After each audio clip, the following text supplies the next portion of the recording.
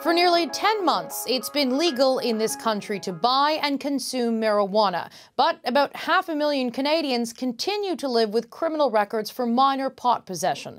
Today, though, the government unveiled a new process to get many of those convictions forgiven. Anyone who is convicted of simple pot possession is eligible for a pardon. Before, the person would have to wait 5 to 10 years to apply for a pardon, and then the fee to apply was $631. The federal government is waiving that fee, and Canadians can apply for a pardon right away through an application form online that can be mailed to the Parole Board of Canada. But critics say this isn't enough because a record suspension isn't a record expungement, and it also fails to undo the setbacks people face trying to get a job or a bank loan or a volunteer position. Karin McCrimmon is the Parliamentary Secretary to the Minister of Public Safety, and she joins us in studio. So what took so long to get this pardon system up and running? I don't think it took long at all. If you look, cannabis hasn't even been legal a year. So I think you have to do things in a particular order. So go through the process, legalize the cannabis, and then follow on with the pardon process. And we wanted to make sure that we got it done, and we did. So why go the pardon route rather than the expungement route? When you go the expungement route, it fully gets rid of these convictions. Why not do that? The practical effect of an expungement versus a pardon, they're virtually identical. But we have not completely identical. It doesn't completely wipe it out. No, but we have a completely functioning, efficient pardon system. Now, why not use it? So we're going to make pardons, we're going to expedite them. They're going to happen really quickly. They're going to be no cost. There's not any waiting period.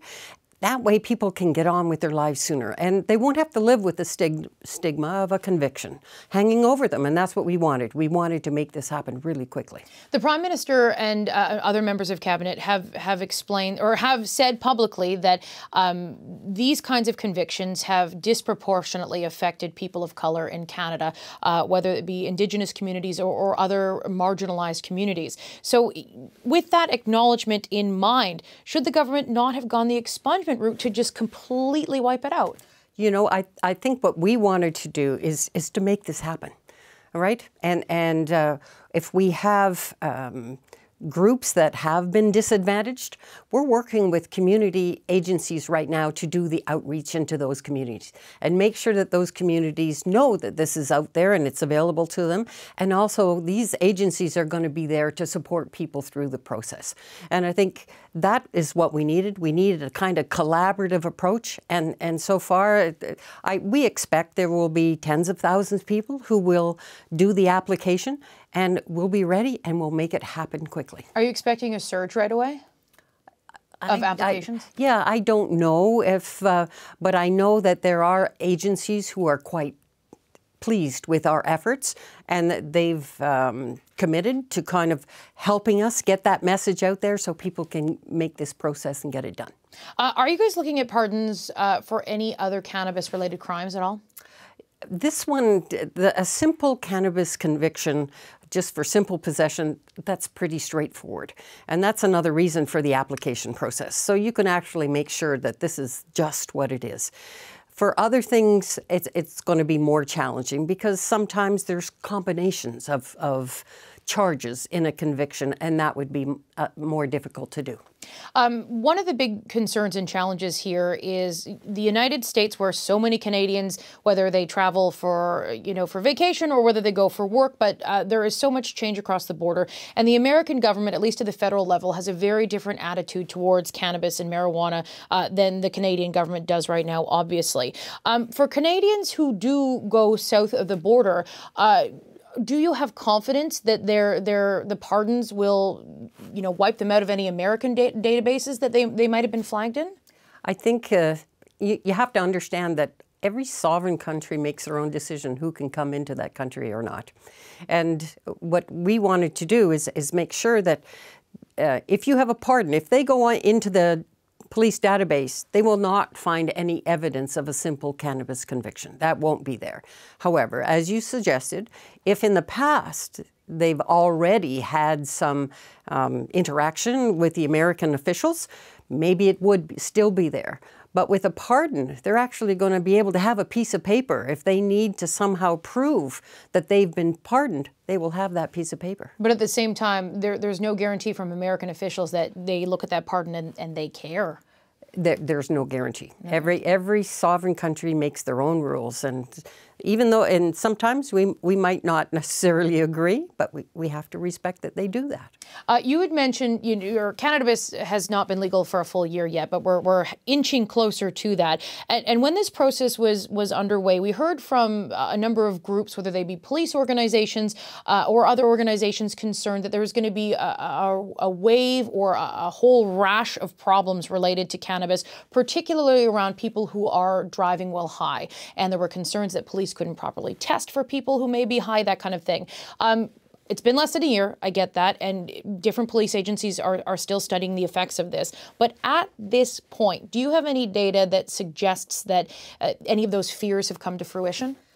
Like, we're not going to discount the fears, right? They had legitimate concern. They wanted to make sure that the legalization of cannabis was done in such a manner that would be keeping the Canadians safe. Mm-hmm. And I think we've done that. And we took time to make sure that we had looked at all of the aspects of making sure that this was going to happen the way we wanted it. And so far, it's rolled out. So we haven't seen any surprise, any outliers. It pretty well has happened the way we expected it to. So you haven't seen any data at this point that suggests there's been a massive shift in public safety as a result of this change? No, we haven't. Okay. Those are all my questions. Thank you very much, Karin McCrimmon, the Parliamentary Secretary to the Minister of Public Safety. Yeah. Starting today, there is no cost and no wait time for people wanting to apply for a pardon for convictions of simple pot possession. But some are criticizing the government for pardoning records instead of expunging them, which would erase the convictions entirely. But among other arguments, the government says that process would take too long. So was pardoning the best avenue politically? Marcella, Melissa, and Dan are back to discuss. Melissa, we'll start with you. The Liberals decided to pardon, not expunge. The NDP, the Greens have been calling for expungement. Did the Liberals pick the right path here? Well, I've long been an advocate of cannabis amnesty. I've worked on a campaign, and I think the difference here really is the government saying, I forgive you, rather than really righting history's wrongs. And frankly, I think it's a step, obviously, in the right direction. The better question is this a political winner ahead of October for anybody, and does anybody really want to be talking about cannabis? We've seen a very rushed rollout on legalization. We haven't seen really the government curtail the black market. There's supply issues, there's pricing issues, there's conflicting laws. So if I'm the government and I'm looking to win seats with 905 moms outside of Toronto, I'm not sure that I want to be talking about pot pardons or cannabis at all. Dan? Yeah, well, I mean, Melissa has a point there at the end. I'm not sure this is the biggest political winner when it comes to pardons. I will say on the question of pardons versus expungement, it's an important one. And as you heard earlier from Karin McCrimmon, there's no evidence to say that expungement would be any quicker or any better. But the real big difference that I understand about the two options is that pardons will allow those that receive them to travel abroad and cross the border. Expungements actually would not permit that down the road, simply because there wouldn't be the same administrative system to interact with foreign border services. So in terms of a policy choice, I think this is going to happen quickly. It's going to happen at no cost to the applicants, and it's going to ensure that they're able to travel abroad when they're ready to. From my understanding, the difference between, from my understanding, after I've spoken to a couple of legal experts about this, and we have some extensive reporting online. This is Catherine Cullen, my colleague who's on maternity leave's beat. So I'm not necessarily as expert as she is in this, but it was my understanding that the difference between expungement and pardons is that expungement just deletes it like gone. No paperwork, yeah. No record, nothing, yeah. right? And yeah. so that record of the crime may still exist in foreign, in foreign border services. And so the pardon allows there to be a documented record of the forgiveness, right? If you want to travel abroad and you committed a different crime and you sought a pardon and received it, you'd be able to travel. So in this case, that's facilitated, and I think that that's the right choice on the part of the government. Marcella, what do you think? Is this the right way to go? Well, I'm not a lawyer, so I'm not going to speak to the difference between the two. But I will listen to smart lawyers. And I think what this is. I agree with everything Melissa said. This is a step in the right direction. And I too have long been interested in this issue and think this is important. I guess where I'm a slightly different opinion is that I think when you listen to the legal counsel, the folks with black lawyers out of Toronto, the lawyers that were representing the Native Women's Association in Canada, when you listen to their testimonies, they made a very strong case for expungement. And the reason that they had was just how racialized a lot of these charges are in Canada. We know that disproportionately high numbers of people of color, of First Nations people, are the ones that have these charges on the records and that they affect. And their worry is not as much about crossing the border. Of course, that's a concern. Their worry, though, is more around employment. And the feeling of those attorneys was that expungement would be much better. So I think to Melissa's point about where this might be a vote opportunity for the Liberals to do expungement would be among those populations. Whether that's enough of an opportunity to take a second look at this, I don't know. I doubt it. I think the thinking about 905 moms is always more critical in an election. But I do think there's a strong case to be made that this is a social justice issue still to look at expungement. And you know, when both the Prime Minister has spoken about this, and we've heard from ministers speak about this as well, is that they do recognize something that you brought up, Marcella, that, you know, disproportionately it is people of color, Indigenous Canadians who are affected by these small pot possession charges. And so, Melissa, to you, if the goal here is to eliminate this form of discrimination, to allow individuals who have these charges on their record get a fresh start and not have the stigma of this around, should they, to eliminate that discrimination, should they not have just gone the full way and gone expungement? I absolutely agree with that, but it's like everything else with the rollout. And I get it. Cannabis is new. It's uncharted territory. But in terms of the whole rollout, this was a political win for them without really necessarily thinking about, hey, all of these other things. The price is high. There's not enough supply. There's not enough stores. The provinces decide what to make legal and what to make illegal based on their interpretation of the law. This hasn't been a smooth legalization process for the government, and this is just another symptom of that. I think that's kind of an insider's view, though. I think that that's someone who's close to the industry would have that perspective. I think in the view of most Canadians, this was a generational change that was required. Largely, it was done quite smoothly across the country.